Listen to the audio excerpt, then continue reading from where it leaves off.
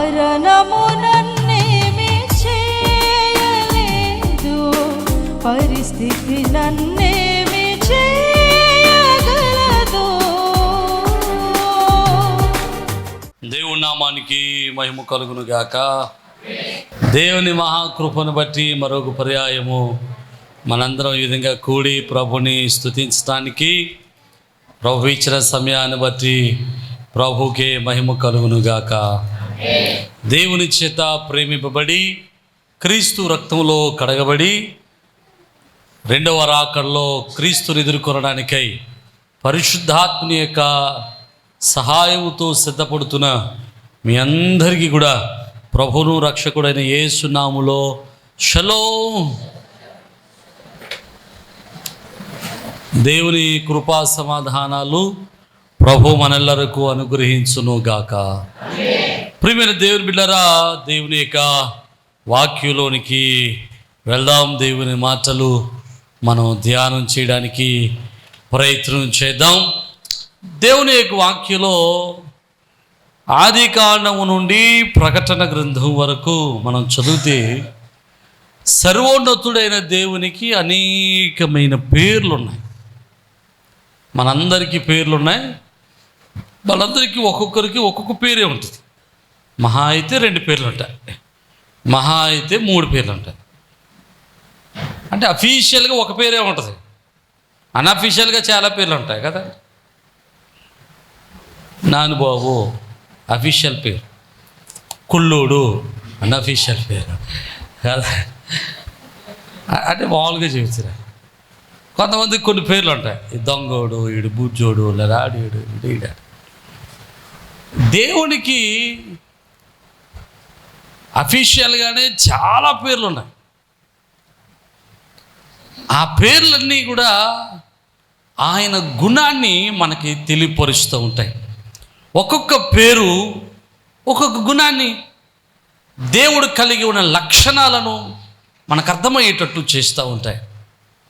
అభిగాయాలి అనేటువంటి ఒక సహోదరి తన యొక్క సేవకుడితో తన భర్త గురించి మాట్లాడుతూ ఉంటుంది. అతని పేరే అతని గుణాన్ని తెలియపరుస్తుంది కదా. అతను మూరటివాడు, మొండోడు అంటది.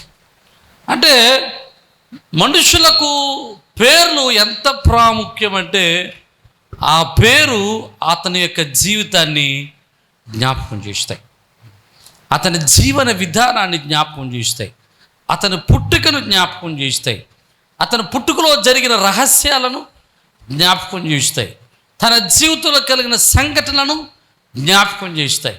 కనుక పేర్లు చాలా ప్రాముఖ్యమైనవి. ఈరోజు మన దేవుడు కలిగి ఉన్నటువంటి పేర్లలో, ఆయన పిలువబడినటువంటి పేర్లలో ఒక పేరును, ఆయన కలిగి ఉన్నటువంటి పేర్లలో లేదా ఆయన కలిగి ఉన్నటువంటి లక్షణాలలో ఒక లక్షణాన్ని మనం ధ్యానం చేయడానికి మనం ప్రయత్నం చేద్దాం. చూడండి, పరిశుద్ధ గ్రంథాలు ఉన్నవారు మీ గ్రంథాలు తెరవండి. అపోస్తులైనటువంటి పౌలు కొరింథీలో ఉన్నటువంటి సంఘానికి రాసినటువంటి 2వ పత్రిక 1వ అధ్యాయము 18వ వచనాన్ని మనం చదువుదాం. దేవుడు నమ్మదగినవాడు. దేవునికి స్తోత్రం. చాలండి, చాలు. ఆ ఒక్క మాట నేర్చుకుందాం ఇవాళ. దేవుడు ఎలాంటి వాడట? నమ్మదగినవాడు. మనం ఆరాధించున్నటువంటి దేవుని గురించి, మనం పూజించుచున్నటువంటి దేవుని గురించి, మనం సేవించుచున్నటువంటి దేవుని గురించి, మనం నమ్ముకున్నటువంటి దేవుని గురించి దేవుని యొక్క వాక్యం ఏం చెబుతుందంటే ఆయన నమ్మదగినవాడు. చూడండి, నమ్మదగినవాడు అంటే ఎట్లా అంటే, చూడండి, కొన్ని పర్యాయాలు కొంతమంది గురించి చెప్తూ ఉంటారు. ఒరే, ఆ పలానోడు మాట వెనకరా బాబు, ఆడి మాట విన్నావు అనుకో కుక్కతో కట్టుకుని గోదావరి ఈదినట్టే అంటే దాని అర్థం ఏంటి? వీడు నట్టేట్లో ముంచేస్తాడు అని మాట నమ్మొద్దు, వాడితో జోలికి వెళ్ళొద్దు, వాడితో సహవాసం చేయొద్దు అని. మనుషులు అపనమ్మకస్తులే, మనుషులు నమ్మకస్తులు కాకపోవచ్చు, మనుషులు ఇబ్బందిగా ఉండవచ్చు, కానీ వాక్యం చెబుతుంది మనం నమ్ముచున్నటువంటి దేవుడట నమ్మదగినవాడు. హల్లెలూయా. ఎలాంటి వాడట? నమ్మదగినవాడు. మన నమ్మకాన్ని ఆయన మీద పెట్టుకోవడానికి ఆయన సమర్థుడు. మన నమ్మకాన్ని ఆయన మీద పెట్టుటకు ఆయన శక్తిమంతుడు. హల్లెలూయా. కనుక బైబిల్ గ్రంథంలో మనం చూస్తే ఆదికాండం నుండి ప్రకటన గ్రంథం వరకు ఇచ్చిమిచ్చు 36 పర్యాయాలు దేవుడు నమ్మదగిన వాడు అని రాయబడింది. ఎన్నిసార్లు? 36 సార్లు రాయబడింది. ఈరోజు దేవుడు ఏ ఏ విషయాలలో నమ్మదగిన వాడో, ఏ ఏ విషయాల్లో ఆయన నమ్మదగిన వాడిగా ఉంటాడో ఈరోజు కొన్ని విషయాలు మనం నేర్చుకోవడానికి మనం ప్రయత్నం చేద్దాం. సమయాభావాన్ని బట్టి ఎన్ని అవుతే అన్నీ మనం నేర్చుకోవడానికి ప్రయత్నం చేద్దాం. చూడండి, ఇర్మియా గ్రంథము మొదటి అధ్యాయం, ఇర్మియా గ్రంథం మొదటి అధ్యాయము 12వ వచనాన్ని మనం చదువుదాం. యెహోవా, నీవు బాగుగా కనిపెట్టితివి, నేను చెప్పిన వాక్యమును నెరవేర్చుటకు నేను ఆతురపడుచున్నాను. దేవునికి స్తోత్రం కలుగును గాక. యేసు ప్రభువు సర్వోన్నతుడైనటువంటి దేవుడు మాట్లాడుతూ చెబుతున్నటువంటి మాట ఏంటంటే, నేను మాట ఇచ్చాను, ఆ మాట నెరవేర్చడానికి ఆతురపడుతున్నాను అంటాడు. ఆమేన్. హల్లెలూయా. అంటే దేవుడు ఎలాంటి వాడంటే, మాట ఇచ్చిన తర్వాత మాట మీద నిలబడే దేవుడు. ఆమేన్. హల్లెలూయా. మాట నెరవేర్చడంలో ఆయన నమ్మదగినవాడు. నమ్మినవారు దేవునికి స్తోత్రం. మాట నెరవేర్చడంలో ఆయన నమ్మదగినవాడు. జాగ్రత్తగా మనం పరిశీలన చేస్తే వాక్యంలో చక్కటి మాట ఉంటుంది. మనం దైవ లక్షణాలను కలిగి ఉండాలి. క్రీస్తును పోలిన మనం నడవాలి. క్రైస్తవుడు మాట ఇస్తాడు. ఇప్పుడు చాలామంది మనుషులు మాట ఇస్తారు, మాట ఇచ్చిన తర్వాత మాట మీద నిలబడతారండి. కొంతమంది అంటారు, ఒరే నీకెందుకు, నీకు ఏ కష్టం వచ్చినా, ఏ బాధ వచ్చినా, ఎప్పుడు డబ్బులు అవసరమైనా నన్ను నువ్వు సొంతాన్ని అనుకో, వచ్చాయి నా దగ్గరికి వచ్చాయి, నేను ఖచ్చితంగా నీకు సహాయం చేస్తాను రా అంట. ఒకవేళ నిజంగా అవసరం వచ్చి వెళ్ళాం అనుకోండి, ఏమంటారు? అయ్యయ్యో ఇప్పుడు వచ్చావరా, నువ్వు ఇంటికాడ బయలుదేరినప్పుడు ఫోన్ చేయొద్దా, ఇప్పుడే నీకు ఎదురై ఉంటాడు మా బామ్మర్ది, నా డబ్బులు అట్టుకెళ్ళిపోతున్నాడు. అయ్యో ఇప్పుడే మా అత్తగారు వచ్చింది, వాళ్ళకి ఏదో అవసరం ఉందట, ఆవిడకి ఇచ్చేసాను డబ్బులు. అయ్యో ఇప్పుడే చెప్పాల్సిందిరా, డోకరా కట్టేసాను ఇప్పుడే. డోకరా 10వ తేదీ కట్టరు, 1వ తారీఖున ఇప్పుడే కట్టేయాలట. మనుషులు నమ్మదగిన వారు కాదు. మనుషులు మాట ఇస్తారు, మాట తప్పుతారు. మాట మీద నిలబడేవాడు మనుషుడు కాదు. కానీ బైబిల్ ఏం చెబుతుందో తెలుసా? క్రైస్తవుడట మాట నెరవేర్చేవాడై ఉండాలి, మాట మీద నిలబడేవాడు ఉండాలి. మత్తయి సువార్త 5వ అధ్యాయము ఒకసారి చదవండి.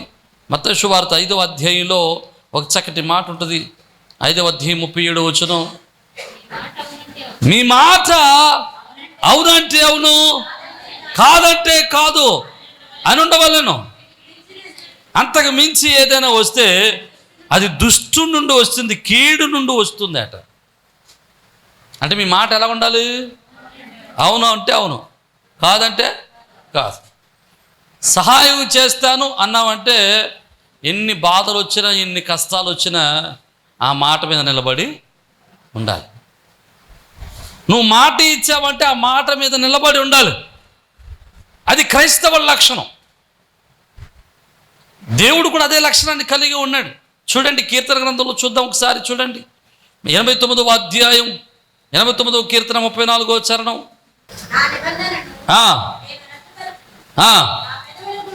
నా పెదవుల గుండా బయలు వెళ్ళిన మాటను మార్చను. దేవునికి స్తోత్రం. ఆయన నోట్లోంచి బయటకు వచ్చిన మాట అంటే ఆయన ఏం చేయడట? మార్చడట. మనం ఏం చేస్తాం? అనుకూలంగా అవసరాన్ని బట్టి మార్చేస్తుంటాం. అలాగన్నానే నేను అంటే కదండి. కొంతమంది ఏమంటారు తెలుసా? అప్పుడు అలాగన్నాను, ఇప్పుడు ఇలాగ అంటున్నాను ఏంటి అంటారు కదా. దేవునికి స్తోత్రం. అప్పుడు ఉన్నాను నేను, ఇప్పుడు ఉంటాను అంటున్నాను ఏంటి అంట. ఇంక అడ్డంగా మాట్లాడితే ఏమంటాం? ఇంకా క్రైస్తవులే. కానీ క్రైస్తవుడు నేర్చుకోవాల్సిన మాట, క్రైస్తవుడు నేర్చుకోవాల్సిన పద్ధతి ఏంటంటే, నీ మాట మార్చే గుణాన్ని మార్చేసుకో. తీర్మానం తీసుకున్నప్పుడే, ఆలోచన చేసినప్పుడే, నిర్ణయం తీసుకున్నప్పుడే జాగ్రత్తగా నిర్ణయం తీసుకో.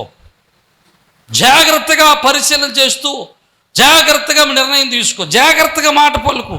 జాగ్రత్తగా మాట పలికి జాగ్రత్తగా ఆలోచన చేసి మాట వదులు. ఒకవేళ నువ్వు మాట వదిలిన తర్వాత కష్టమైన, నష్టమైన, ఇరుకైన, ఇబ్బందైనా ఆ మాట మీదే నిలబడు. దేవునికి స్తోత్రం. ఈరోజు మరి మనుషులు ఎంతమంది మనం మాట మీద నిలబడుతున్నాం? అలా పెళ్ళిళ్ళలో ఎంతమంది భార్యలు భర్తలకు ఎంతమంది మాట ఇచ్చారు? ఎంతమంది భర్తలు భార్యలకు మాట ఇచ్చారు? ఏమని? కష్టమైన, నష్టమైన, ఇరుకైన, ఇబ్బంది అయిన, వ్యాధి ఎందును, కలిమి ఎందును, వ్యాధి ఎందును, ఆరోగ్యం ఎందును, కలిమి ఎందును, లేమి ఎందును. ఇంకా చెప్పండి, మీరు ఎవరు చెప్పలేదా? ఎలాంటి పరిస్థితిలోనైనా నువ్వు తప్ప వీరో దేవుడు లేడు. దేవునికి స్తోత్రం. హల్లెలూయా. కాదండి, ఒకటే మినిస్టరీగా నువ్వు తప్ప వేరే దేవుడు లేడు. మరి ఎంతమంది ఈ మాట మీద నిలబడుతున్నారు? ఎంతమంది ఈ మాట మీద నిలబడి తమ భర్తలకు కట్టుబడి ఉంటున్నారు? ఎంతమంది ఈ మాటలకు నిలబడి తన భార్యలకు కట్టుబడి ఉంటున్నారు? మాట మార్చటం, మాట తప్పిపోవటం మానవుని నైజం. కానీ దేవుడు మాట మార్చేవాడు కాదు. ఆయన మాట ఇచ్చాడు అంటే ఖచ్చితంగా ఆ మాట మీద నిలబడి తన మాటను మన జీవితంలో నెరవేర్చుటకు ఆయన నమ్మదగినవాడు. నమ్మిన వారు దేవునికి స్తోత్రం చెబుతామా? హల్లెలూయా. ఆయన నమ్మదగినవాడు. మాట మార్చుటకు నరుని వంటి వాడు కాదు. దేవునికి స్తోత్రం చెబుదాం. చూడండి, సంఖ్యాకాండంలో ఒక మాట ఉంటుంది, 23వ అధ్యాయం 19వ వచనం. సంఖ్యాకాండం 23వ అధ్యాయం 19వ వచనం అంటాడు, దేవుడు అబద్ధమాడుటకు ఆయన నరుని వంటి వాడు కాదు, పశ్చాత్తాపడకు ఆయన నరుమాత్రుడు కాదు. ఆయన చెప్పి చేయకుండానా, ఆయన మాట ఇచ్చి స్థాపింపకుండునా. దేవునికి స్తోత్రం. నీకు లాంటి నాకు లాంటి కాదు ఆయన మాట ఇచ్చి మార్చేయడానికి. ఆయన మాట ఇచ్చాడంటే దాన్ని స్థాపించుటకు సమర్థుడు. ఆయన వాగ్దానం చేశాడంటే ఆయన వాగ్దానం నెరవేర్చుటకు శక్తిమంతుడు. హల్లెలూయా. ఈరోజు జాగ్రత్త గుర్తుపెట్టుకోండి, మనం ఎప్పుడైనా ప్రార్థన చేసేటప్పుడు ఒట్టిగా ప్రభువు నన్ను దీవించు ప్రార్థన చేయొద్దు. దేవుడి యొక్క వాక్యంలో వ్రాయబడిన వాగ్దానాలన్నిటినీ ధ్యానం చేస్తూ, అయ్యా నువ్వు పలానాసారి పలానా మాట అన్నావు, నీ యందు భయభక్తులు కలిగి ఉంటే ఇలాంటి ఆశీర్వాదం ఇస్తానన్నావు, నీ మందిరంలో పరిచర్య చేస్తే ఇలాంటి దీవెనిస్తానన్నావు, నీ మందిరంలో ప్రభు కానుకలు ఇస్తే ఇలాంటి దీవెనిస్తానన్నావు, దశమభాగం ఇస్తే ఈ దీవెనిస్తానన్నావు, పరిచర్య చేస్తే ఈ దీవెనిస్తానన్నావు, అయ్యా నీ మందిరంలో ఆరాధన చేస్తే ఈ దీవెనిస్తానన్నావు, అయ్యా నీ మందిరంలో ఆరాధనకి వెళ్తే ఈ దీవెనిస్తానన్నావు అని ఆయన వాగ్దానాలు ఎత్తుబట్టి నువ్వు ఏవైతే పనులు చేశావో ఆ పనికి తగినటువంటి వాగ్దానాలు ఎత్తుబట్టి దేవుడి సన్నిధిలో ప్రభువు దగ్గర ప్రార్థన చేయాలి. ప్రభువు నువ్వు మాట ఇచ్చావో నీ మాట చెప్పున నా జీవితంలో నెరవేర్చువాడి.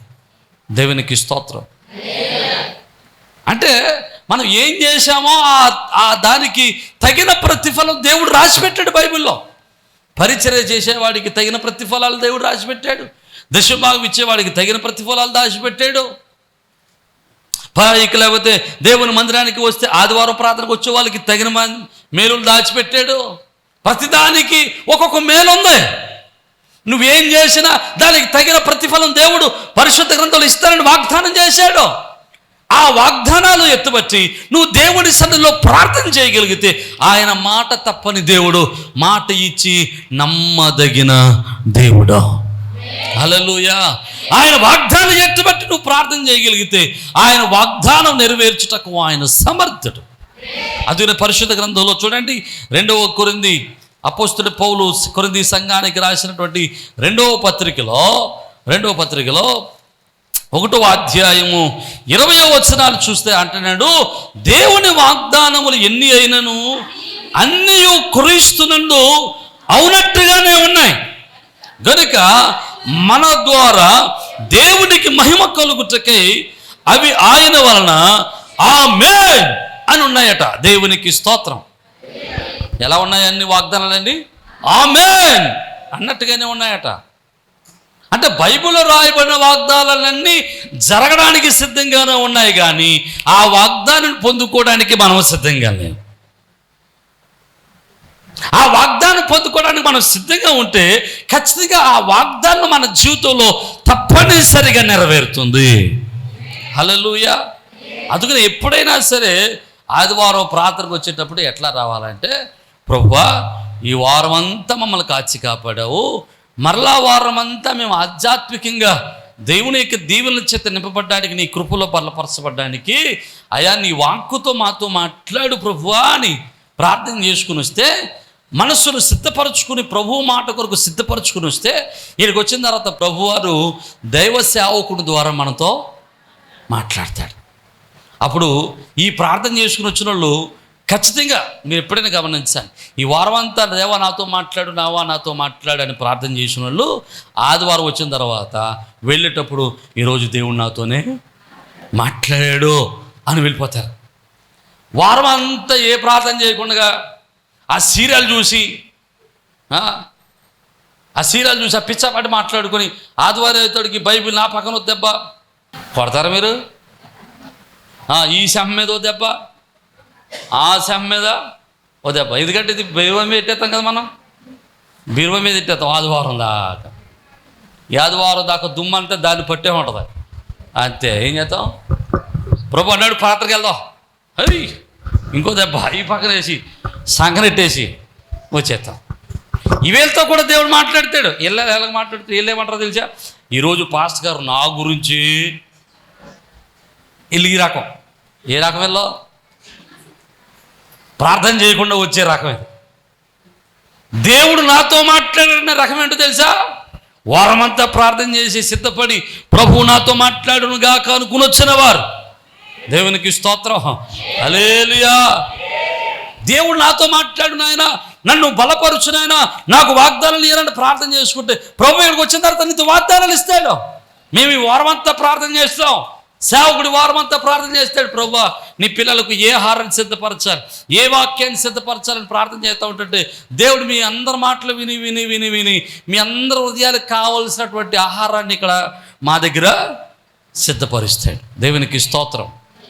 ఎవరికి చికెన్ కావాలో, ఎవరికి మటన్ కావాలో, ఎవరికి పప్పుసారు ఇష్టమో, ఎవరికి పప్పుసారులో వడియాలు ఇష్టమో, ఏంటది ఆమ్లెట్ ఇష్టమో, అన్ని దేవుడు సిద్ధపరిస్తాడు. ఇక్కడ అన్నిటిని దేవుడు సిద్ధపరిచి ఇక్కడ వాక్యాన్ని ఇస్తాడు.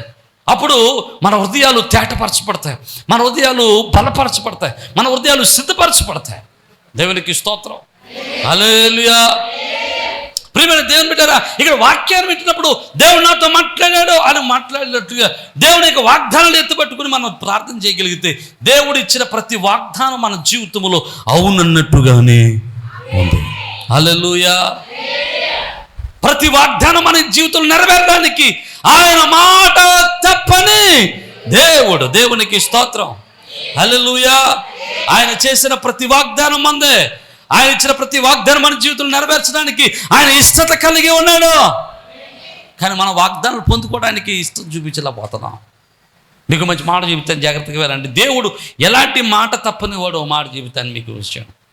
దేవుడు అబ్రహాము దగ్గరికి వచ్చి 75 సంవత్సరాల వయసులో అబ్రహాముతో అన్నాడు, అబ్రహాము నీకు కొడుకునిస్తాను అన్నాడు. అబ్రహాం అనుకున్నాడు, ఇప్పటికే ముసలోడిని అయిపోయింది, 70 సంవత్సరాలు వచ్చాయి, ఇంక ఈ సంవత్సరం ఇచ్చేస్తాడేమోలే, వచ్చే సంవత్సరం పుట్టేస్తాడేమోలే అనుకున్నాడట అబ్రహాం. కానీ ఆ సంవత్సరం పుట్టలేదు, వచ్చే సంవత్సరం పుట్టలేదు. పుడతాడు అనుకునేసరికి వెనక చూసుకునేసరికి ఎన్ని సంవత్సరాలు అయిపోయినాయంటే 25 సంవత్సరాలు అయిపోయాయి. 25 సంవత్సరాలు అయిపోయిన తర్వాత ఆదికాండం 18వ అధ్యాయంలో ప్రభు మమ్రే గృహం దగ్గర ఉన్నటువంటి దావీదు అబ్రహాం దగ్గరకు వచ్చేసి, దావీదు అబ్రహామా నువ్వు ఇచ్చిన ఆతిథ్యం ఇచ్చానయ్యా, మళ్ళీ సంవత్సరం నీ కడుపులో కొడుకు పుడతాడయ్యా అనగానే శారా కూడా నవ్వేసింది. ఎందుకు నవ్వుతుంది ఆవిడ అని అడిగాడు. బాగానే ఉంది. 19వ అధ్యాయంలోకి వచ్చేసరికి లోతు ఇంట్లోకి వెళ్ళాడు. లోతు సొదొమ గొమొర్రాని కాల్చి పాడేశాడు.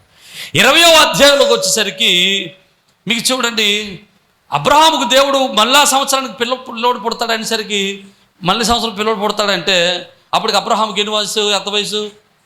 99 సంవత్సరాలు. అప్పుడు శారాకి ఎన్ని సంవత్సరాలు ఉంటాయి? పోనీ 5 సంవత్సరాలు కాబట్టి 10 సంవత్సరాలు గ్యాప్ వేసుకోండి. 99 సంవత్సరాలు, 90 సంవత్సరాలు ఉంటాయి. 90 సంవత్సరాలు గ్యాప్, 9 సంవత్సరాలు గ్యాప్ వేసుకుంటే 90 సంవత్సరాలు ఉంటాయి. 90 సంవత్సరాల వయసులో ఈమె 20వ అధ్యాయంలోకి వచ్చేసరికి 18వ అధ్యాయంలో దేవుడు వాగ్దానం చేశాడు, నీ కొడుకుని ఇస్తానని. 20వ అధ్యాయంలోకి వచ్చేసరికి అబ్రహాముకి శారాకు ఇంచుమించు 90 సంవత్సరాలు వచ్చేసాయి. శారాకు 90 వచ్చేసాయి, అబ్రహాముకు 99 సంవత్సరాలు వచ్చేసాయి. ఈ వయసులో అబీమెలెకు అనేటువంటి రాజు శారాన్ని తీసుకెళ్ళిపోయాడు. దేవునికి స్తోత్రం. ఎన్ని సంవత్సరాల వయసులో? మీకు విషయం చెప్తాను, నాకు అర్థం కాక అడుగుతాను. ఎవడైనా 90 సంవత్సరాలు ఉన్నవాడికి లైన్ ఎత్తాడా? మామూలుగా సమాధానం చెప్పు, మామూలుగా అనుకో, మనలో మన మాట. 90 సంవత్సరాలు ఉన్న అమ్మాయికి కాదు, 90 సంవత్సరాలు ఉన్న ఆవిడ ఎలా ఉంటుంది? ముఖమంతా లొడదలడిపోయి వృద్ధాప్యం వచ్చేసి ఇంచుమించు కర్రట్టుకుని నడిచే పరిస్థితికి వచ్చామంట. ఆ వయసుకు వచ్చేసినటువంటి శారాను అబీమెలెకు ఏం చేశాడు తెలుసా? నాకు నచ్చింది, నేను పెళ్లి చేసుకుంటానని తీసుకెళ్ళిపోడండి. దేవునికి స్తోత్రం కలుగును గాక. ఏ సంవత్సరంలో అంటే 90 సంవత్సరాల వయసులో శారం ఎలా ఉంది ఇప్పుడు? చెప్పట్లేదు, కన్నె పిల్లలాగా ఉంది. హల్లెలూయా, దేవునికి స్తోత్రం. 90 సంవత్సరాల వయసులో ఇంచుమించు 30 సంవత్సరాల వయసు అమ్మాయిలాగా ఉంది, లేదా 25 సంవత్సరాల వయసు అమ్మాయిలాగా ఉంది. అందుకనే ఇష్టపడ్డాడు. లేదా ఒక రోజు ముసలిదాన్ని ఇష్టపడ్డ పెట్టాడు, కాకపోతే బుద్ధి లేకపోతే. దేవునికి స్తోత్రం కదండి.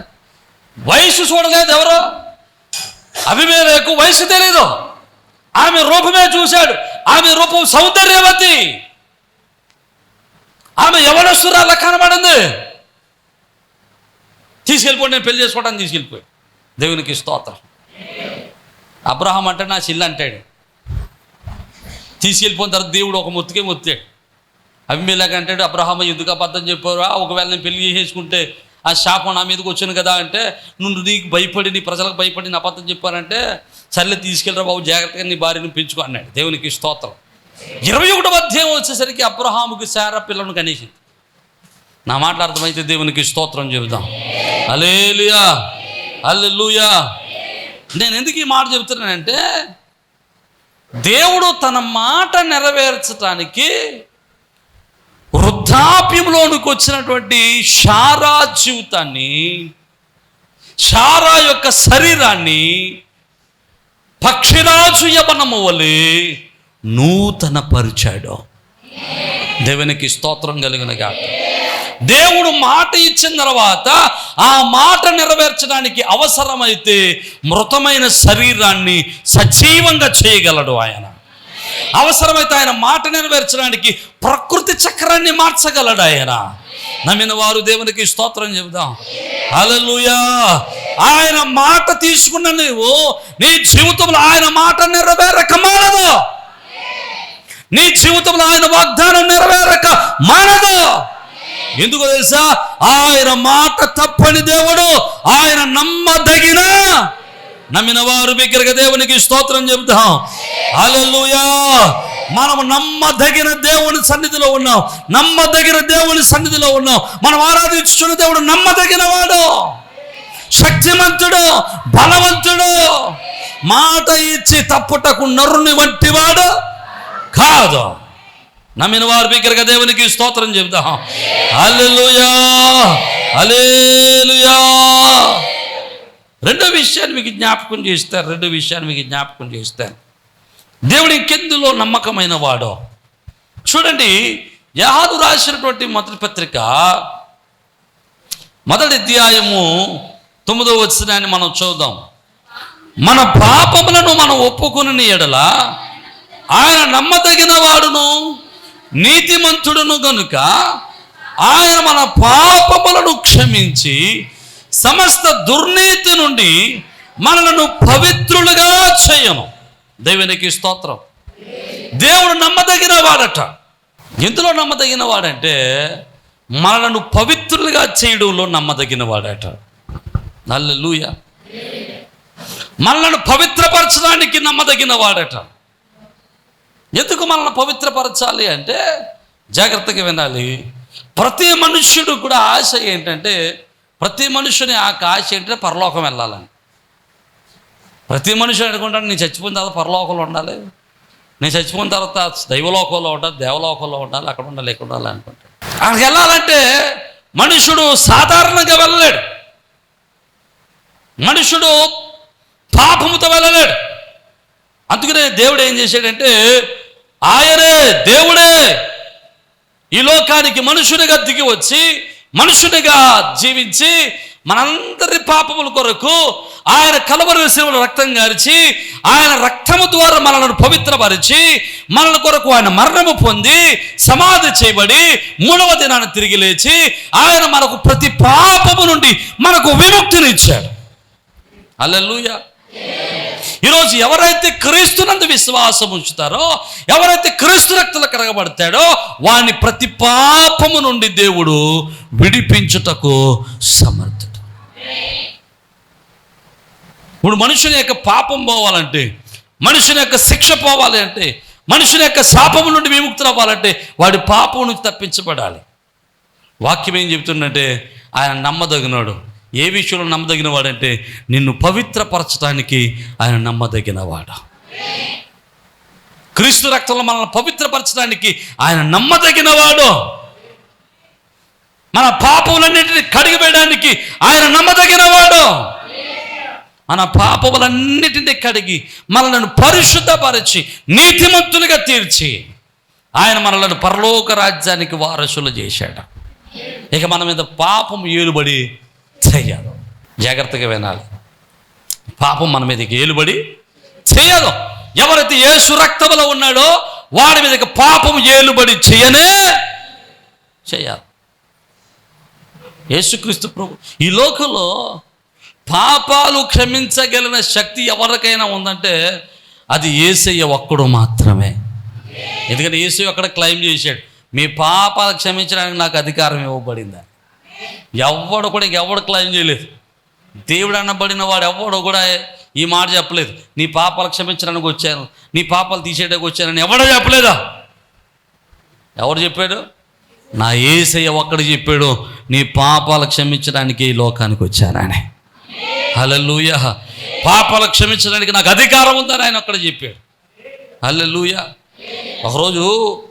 ఒకసారి యేసు ప్రభుల వారు సువార్త ప్రకటిస్తున్నటువంటి సమయంలో కొంతమంది యూదులు వ్యభిచారంలో పట్టబడేటువంటి స్త్రీని యేసయ్య దగ్గర తీసుకొచ్చి రాళ్లతో కొట్టేయడానికి సిద్ధంగా ఉన్నారు. యేసు ప్రభుని అడిగితారు, ప్రభువా ఈవిడి పాపం చేసింది, మోషే ధర్మశాస్త్ర ప్రకారంగా ఈవిని రాళ్లతో కొట్టి చంపేయాలి, ఈవిడు చంపమంటావా వద్దంటావా అని అడుగుతారు. ఎందుకు అలా అడుగుతున్నానంటే యేసు ప్రభుని ఇరుగులు పెట్టడానికి. చంపేయమంటే నువ్వేం ప్రవక్తవయ్యా, నువ్వేం బోధకుడవయ్యా అంటారు. చంపొద్దన్నారు అనుకోండి, నువ్వో మోసే ధర్మశాస్త్రానికి వ్యతిరేకంగా మాట్లాడుతున్నావు అంటారు. చంపమన్నా ప్రమాదమే, చంపొద్దన్న ప్రమాదమే, కొట్టమన్న ప్రమాదమే, కొట్టొద్దన్న ప్రమాదమే. అందుకు ప్రభు ఏమన్నాడంటే ఆయన తెలివైనవాడు, జ్ఞానం కలిగిన వాడు, ఆయన జ్ఞానానికి ఆధారభూతుడు, జ్ఞానానికి మూలం ఆయన. దేవునికి స్తోత్రం. ఆయనే జ్ఞానానికి మూలం, జ్ఞానానికి ఆధారం ఆయన. అలాంటి జ్ఞానం ప్రభు దగ్గర ఉంది. అందుకనే ప్రభు అంటాడు, మీలో ఎవరికైనా జ్ఞానం కొద్దిగా ఉంటే నన్ను అడగండి, నేను ధారాళంగా ఇస్తానంటాడు. దేవునికి స్తోత్రం. నీకు చదువు రాకపోతే నువ్వు ప్రభువుని అడగాలి, ప్రార్థన చేసి ప్రభువా నువ్వు జ్ఞానం ఇస్తారన్నావు కదా అని నాకు జ్ఞానం దయచేయమని ప్రార్థన చేస్తే ప్రభు జ్ఞానం ఇస్తాడు. నమ్మినోళ్ళు దేవునికి స్తోత్రం. వ్యవసాయం చేయడానికి జ్ఞానం రావట్లేదా, ప్రభువా నువ్వు జ్ఞానం కొద్దుకుంటే ఇస్తారన్నావు కదా నేను జ్ఞానం వీనని ప్రార్థన చేస్తే ప్రభు జ్ఞానం ఇస్తాడు. వ్యవసాయం చేయడానికి జ్ఞానం ఇస్తాడు, వ్యాపారం చేయడానికి జ్ఞానం ఇస్తాడు, ఉద్యోగం చేయడానికి జ్ఞానం ఇస్తాడు, శ్రమలు ఎదుర్కోవడానికి జ్ఞానం ఇస్తాడు, ప్రతి పరిస్థితిని ఎదుర్కోవడానికి దేవుడికి జ్ఞానం ఇస్తాడు. హల్లెలూయా. ఆ జ్ఞానమునకు ఆధారభూతుడైన యేసు ప్రభుల వారు అంటారు, నేను ఆమెను కొట్టొద్దు అన్నో, కొట్టండి. కానీ ఎవడు కొట్టాలి ముందు?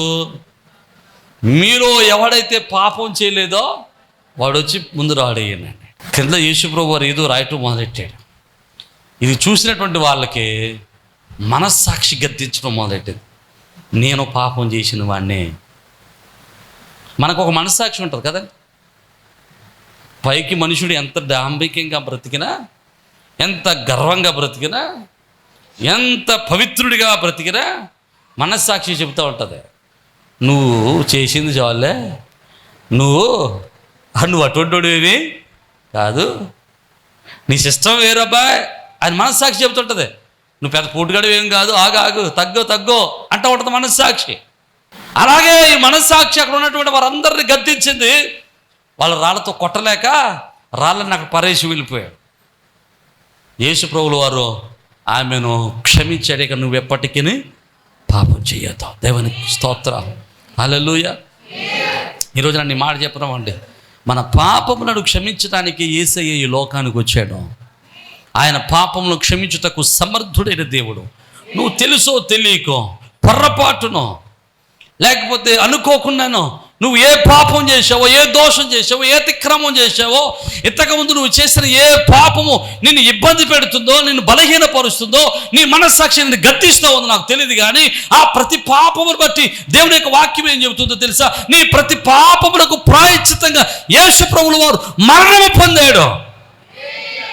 ఇక నువ్వు ఆ పాపములకు ఏమాత్రం దాసుడవో కాదు. నీ మీద ప్రతి పాపమును ఆయన కొట్టివేశాడు. నీ దోష శిక్ష అంతా కొట్టివేశాడు. నిన్ను పరిశుద్ధపరిచాడు. మన పాపాలు మన మీదకి ఏలుబడి చేయడానికి లేదు, క్రీస్తు రక్తంలో కడకబడిన వారందరినీ ఆయన పవిత్రపరిచాడు. చూడండి, రోమిలకు రాసినటువంటి పత్రికలో ఒక చక్కటి మాట ఉంటుంది. రోమిలకు రాసినటువంటి పత్రిక 5వ అధ్యాయం, రోమిలకు రాసినటువంటి పత్రిక 5వ అధ్యాయంలో ఒక చక్కటి మాట ఉంటుంది.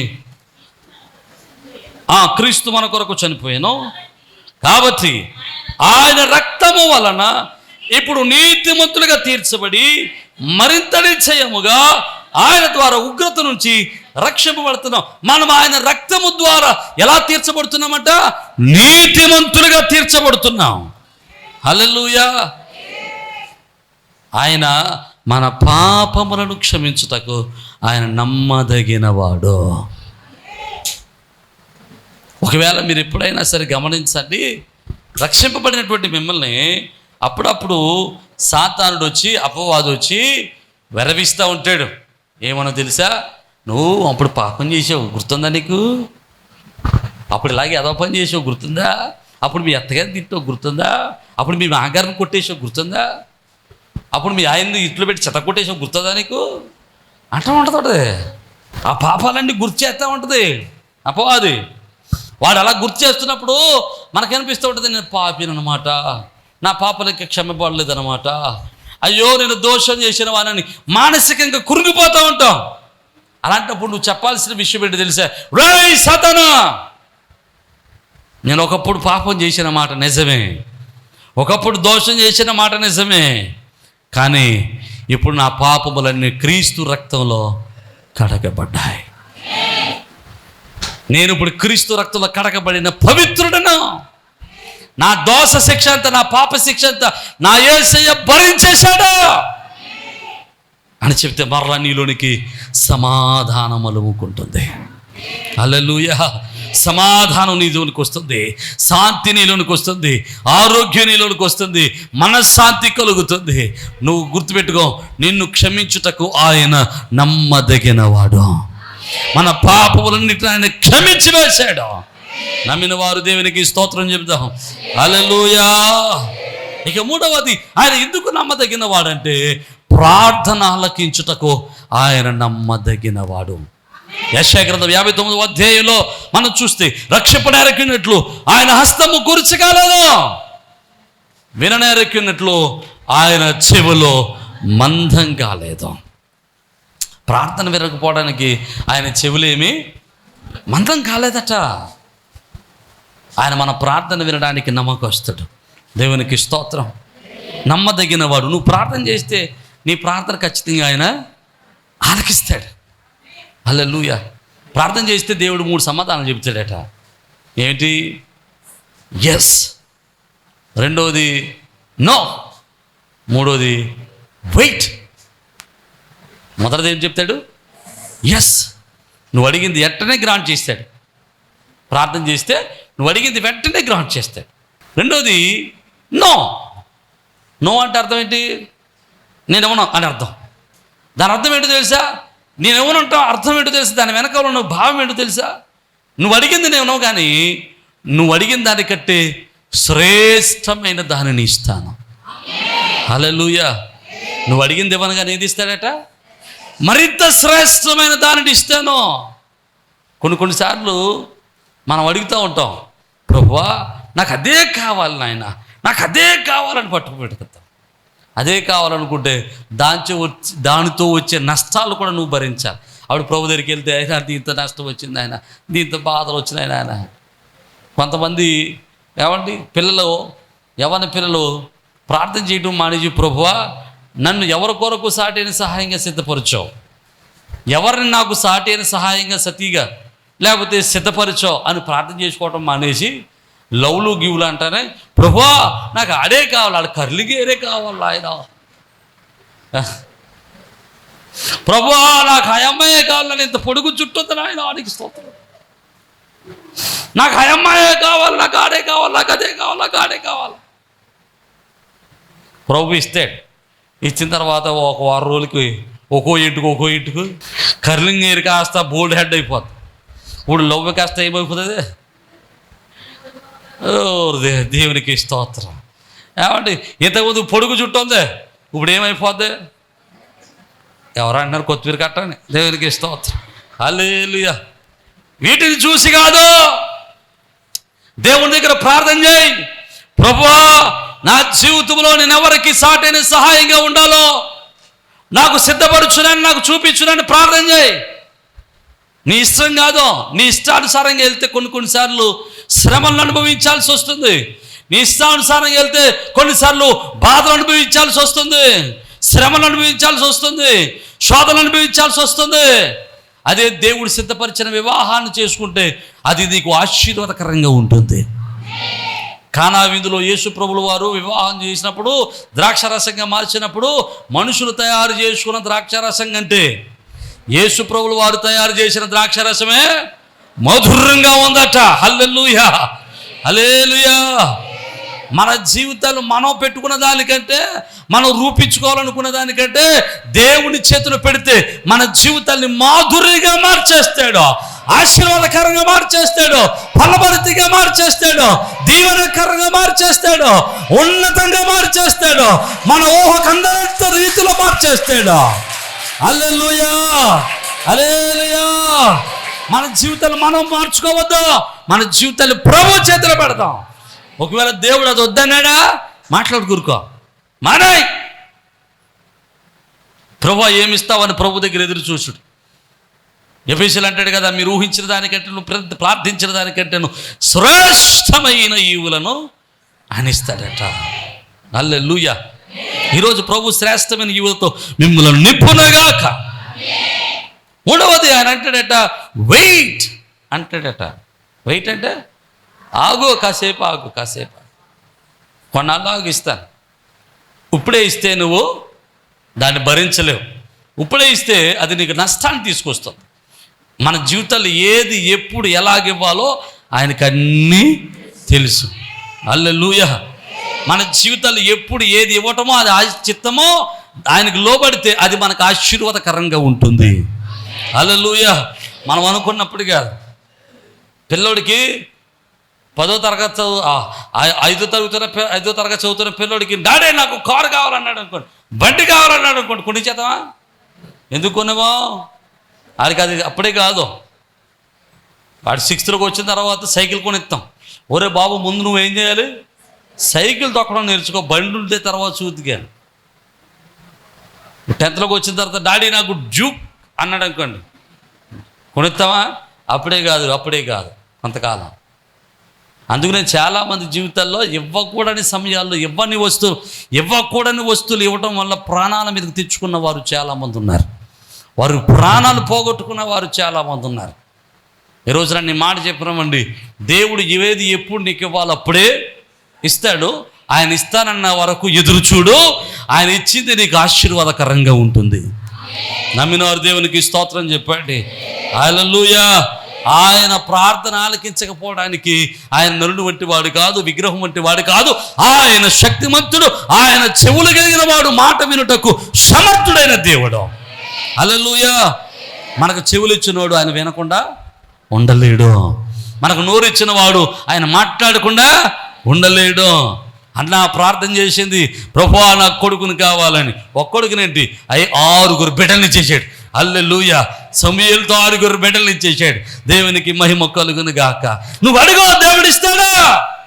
ఆయన నమ్మదగిన వాడు. ఎస్తేరు ప్రార్థన చేసింది, ప్రభువా నా దేశం మీదకి, నా ప్రజల మీదకి వచ్చినటువంటి ఈ రాజాజ్ఞ నుండి తప్పించు, ఈ మరణం నుండి తప్పించు అని ప్రార్థన చేసింది. ఎస్తేరు ప్రార్థన దేవుడు ఆలకించాడు. రాజాజ్ఞను మార్చి గొప్ప విడుదల ఇశ్రాయేలులకు, యూదులకు అనుగ్రహించాడు. దానియేలు ప్రార్థన చేశాడు. దానియేలు ప్రార్థన దేవుడు ఆలకించాడు. దానియేలు సింహపు బోనులో పడినప్పుడు సింహపు నోళ్లను దేవుడు మోగిసేసాడు. నువ్వు ప్రార్థన చేస్తే దేవుడు మేలు చేయకుండా ఉండలేడు. హల్లెలూయా. ప్రార్థన చేస్తే దేవుడు నిన్ను దాటి వెళ్ళలేడు. మనందరికీ తెలుసు ప్రార్థన చేస్తే మేలు చేస్తాడని తెలుసు, అయినా కానీ మనం ఏం చేయబుద్ధి కాదు. మీరు ఎప్పుడైనా గమనించండి, కాసేపు ప్రార్థన చేద్దామా అనిపించింది అనుకోండి. మీరు అనిపించదు, మీకు ఎప్పుడు అనిపించుకోండి. ప్రార్థన చేద్దామా అనుకున్న వెంటనే కడుపులో నొప్పి వస్తుంది, లేదా నడువు నొప్పి వస్తుంది, కాళ్ళు పీకుతాయి. అప్పుడు దాకా రాని నిద్ర అప్పుడే అంటే అప్పుడు దాకా పడుకున్నవాడు పిల్లడు అప్పుడే లెగుతాడు. ఆయన పడుకోబెట్టడానికి ఆడ పక్కన పడుకుంటాం, ఇంకంతే స్తోత్రం, తెల్లారిపోతుంది. ప్రార్థన చేయడానికి నాటకాలు వస్తాయి. మన జీవితంలో ప్రార్థన చేస్తే దేవుడు మన ప్రార్థన ఆలకించడానికి నమ్మదగినవాడు. హల్లెలూయా. ఇక 4 విషయాలు మీకు జ్ఞాపకం చేసి ముగిస్తాను. కొరింథీయులకు రాసినటువంటి మొదటి పత్రిక 10వ అధ్యాయం 13వ వచనాన్ని మనం చూడండి. సాధారణంగా మనుషులకు కలుగు శోధన తప్ప మరి ఏది మీకు సంభవింపలేదు. దేవుడు నమ్మదగినవాడు. మీరు సహింపగలిగిన దానికంటే ఎక్కువగా ఆయన మిమ్మల్ని శోధింపబడనీయడు. అంతేకాదు, సహించగలుగుటకు ఆయన శోధనతో కూడా తప్పించుకునే మార్గమును కలుగు చేస్తాడు. దేవునికి స్తోత్రం. ఎలాగట? ఆయన శోధనిస్తాడట. శోధనలో కూడా ఆయన మనల్ని ఏం చేస్తాడు? తప్పించుకునే మార్గాన్ని ఇస్తాడు ఆయన. ఎందుకంటే ఆయన నమ్మదగినవాడు. శ్రమలు రాకుండా ఉండవు.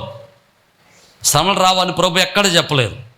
శ్రమలు వస్తాయి, కానీ నువ్వు భక్తిలో ఉంటే, నువ్వు విశ్వాసంలో ఉంటే, నిరీక్షణలో కొనసాగితే ఆ శ్రమలలో తప్పించుకునే మార్గాన్ని కూడా దేవుడు ఇస్తాడట. నమ్మిన వాళ్ళు దేవునికి స్తోత్రం చెప్దాం. అంటే ఆయన శ్రమలలో మనల్ని విడిచిపెట్టే దేవుడు కాదు. నీకు మంచి మాట చెప్తాను. ఈరోజు పొద్దున్నే నేను ఒక న్యూస్ చదివాను. అన్నమాట. పొద్దున్నే నోటిఫికేషన్ వచ్చింది. నోటిఫికేషన్ వచ్చి చూసినట్టు నేను చదివాను. చాలా హృదయ విదారకమైనటువంటి విషయం. ఆ ఊరు పేరు గుర్తులేదు, కానీ ఒక ఊరిలో ఒక తల్లిగారు పక్షవాతం వచ్చేసి ఉంది.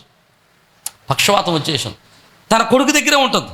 ఆ కొడుకు పక్షవాతం వచ్చిన తన తల్లిని చూసుకోవాల్సిన బాధ్యత ఉంది. ఎందుకంటే చిన్నప్పటి నుంచి తల్లిదండ్రులు పిల్లల్ని ఎంత గారంగా పెంచారో, పెద్దోళ్ళు అయిన తర్వాత, తల్లిదండ్రులు వృద్ధాప్యంలోకి వచ్చిన తర్వాత వాళ్ళని జాగ్రత్తగా చూసుకోవాల్సిన బాధ్యత ఆ పిల్లల మీద ఉంటుంది. ఈరోజు మనందరం పెద్దోళ్ళం అయిపోయాం. ఇక్కడ మనం అందరం పెద్దోళ్ళకి ఇక్కడ ఉన్నామంటే మన వల్ల అవ్వలేదు. ఇది మన కోసం మన తల్లిదండ్రులు ఎన్నో త్యాగాలు చేశారు, ఎన్నో బలహీనతలు అనుభవించారు, మన కొరకు ఎన్నో ఆశలు వదిలిపెట్టుకున్నారు. వాళ్ళ కోరికలు చంపుకున్నారు, వాళ్ళ ఆశలు చంపుకుని మనల్ని పెంచడం వల్ల మనం ఎంత గొప్పలమయ్యాం. వాళ్ళు మనకు బట్టలు కొనివ్వడానికి వాళ్ళు బట్టలు కొనుక్కోవడం మానేశారు. మనకు కూరేసి పెట్టడానికి వాళ్ళు మంచినీళ్ళు వేసుకుని నీళ్ళు వేసుకుని తిన్నారు.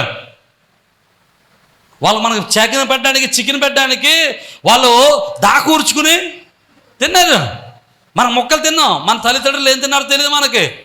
ఏమో కొన్ని కుటుంబాల్లో అయితే తల్లిదండ్రులు దాఖలు రుచుకు తిని ఉండొచ్చు. నా పిల్లలు తిన్నారు, అదే నా కడుపు నిండిపోయింది అనుకున్నాడు ఉండొచ్చు. ఇలాగ ఎన్నో త్యాగాలు చేస్తేనే మనం చిన్నప్పటి నుంచి ఇక్కడ వరకు వచ్చాం.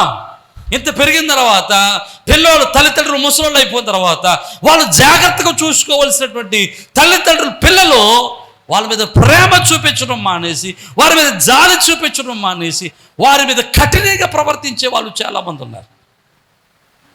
పొద్దునే చదివిన న్యూస్లో ఆ తల్లికి పక్షవాతం వచ్చేసి బాధపడుతూ ఉంటుంటే ఆ తల్లిని వాడు చూడలేక, పెంచలేక, చాకరీ చేయలేక 5వ అంతస్తులో నుంచి కిందకి గెంటేశాడు. 5వ అంతస్తులో నుంచి గెంటేశాడు కిందకి.